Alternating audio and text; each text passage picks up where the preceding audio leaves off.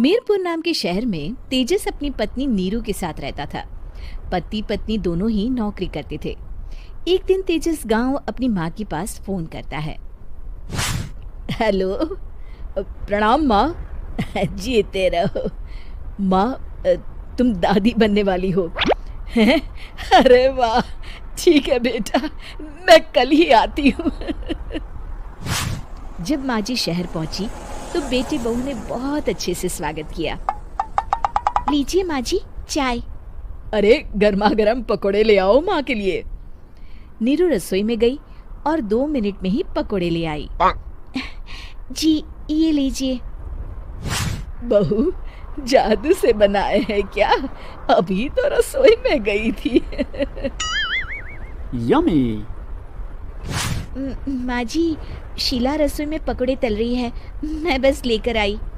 हे भगवान, मेरा धर्म भ्रष्ट कर दिया तूने। अब तो गंगा जल से शुद्धिकरण करना होगा।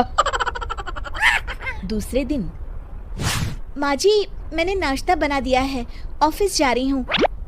पर अभी तो घर का सारा काम पड़ा है। शीला आती ही होगी, झाड़ू पोछा बर्तन कपड़े वो सब कर लेगी। हमारे जमाने में घर का सारा काम हम ही करते थे। जी माँ जी, आप बहुत होशियार हैं, मैं घर ऑफिस दोनों नहीं संभाल पाती। तो जरूरत क्या है घर से बाहर जाकर चाकरी करने की?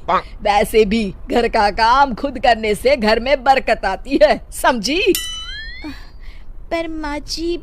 पर वर कुछ नहीं, इस महीने की पगार मिले फिर ऑफिस बंद। हाँ। रात को नीरू तेजस से कहती है, सुनिए जी, माँ जी बोल रही थी कि मैं नौकरी छोड़ दूं।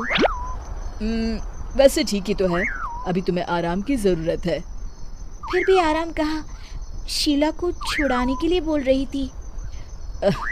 तो अब 24 घंटे में इतना काम तो कर ही सकती हो। पर जॉब पसंद है मुझे, घर पर मन नहीं लगेगा।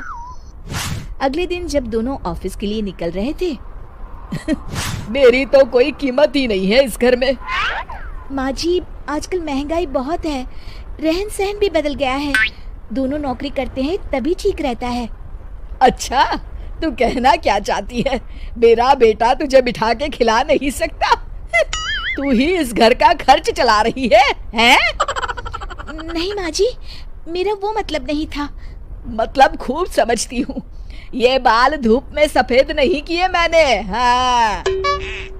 अब तो ये रोज का काम हो गया था। तेजस भी रोज की झिकझिक से परेशान हो गया था। एक दिन उसने कहा, नीरू, वैसे भी तुम्हें मैटरनिटी लीव मिलने वाली है, तो अभी से ही छुट्टी ले लो। पर क्या, मेरी सैलरी अच्छी खासी है। आखिर नीरू ने रिजाइन कर दिया। जब बच्चा हुआ तो घर में सब बहुत खुश हुए। कुछ दिनों बाद तेजस फाइल देख रहा था। क्या हुआ तेजस, कुछ परेशान लग रहे हो? हाँ, वो हमारी जितनी सेविंग्स थी वो तो हॉस्पिटल में और छठी के फंक्शन में खत्म हो गई है नीरू।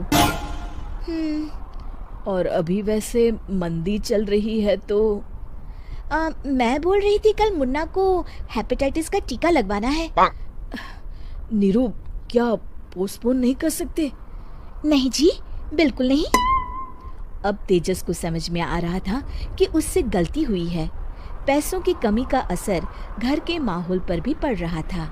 अगले दिन, बेटा मेरा चश्मा और ये दवाइयाँ ले आना, पर्चा देते हुए माँ जी ने कहा। जी। तेजस, मुन्ना के लिए दूध का डिब्बा और डायपर भी ले आना, और ये किराने के सामान की लिस्ट है, इसे भी लाना है। तेजस गुस्से में लिस्ट मरोड़ कर फेंकता है और चिल्लाता है, पैसे क्या पेड़ पर उगते हैं? ये ले आना, वो ले आना। अरे पर ये जरूरत का सामान ही है। वो गुस्से में बिना कुछ कहे ऑफिस चला गया। अरे अरे लंच तो ले जाइए। नीरू दौड़कर डिब्बा पकड़ाती है। एक दिन खाना खाने के बाद, नीरू, अब तो मुन्ना कुछ बड़ा हो गया, तो अब तुम वापस ज्वाइन कर लो ना जॉब। पर इस रिसेशन में जॉब मिलना बहुत मुश्किल है। ट्राई तो करो। फिर मुन्ना? माँ जी है ना, और एक फुल टाइम मेड भी लगा लेंगे। पर माँ जी, उन्हें तो पसंद नहीं। तभी माँ जी वहाँ आ जाती है और प्यार से नीरू के सर पर हाथ फेरते हुए बोलती है, अब मेरी समझ में आ गया बहू, पहले के और अब के समय में अंतर है। तुम काम शुरू करो, मुन्ना की जिम्मेदारी मेरी। मेरी प्यारी माँ जी। ये कहकर नीरू उनके गले लग गई। शिक्षा, परिवर्तन संसार का नियम है, हमें भी समय के साथ चलना चाहिए। उम्मीद है कि आपको हमारी ये कहानी पसंद आई होगी। कृपया हमारे चैनल को सब्सक्राइब करें और सभी अपडेट्स के लिए बेल आइकन जरूर क्लिक करें। और हाँ, वीडियो लाइक और शेयर करना मत भूलिएगा। Bye bye.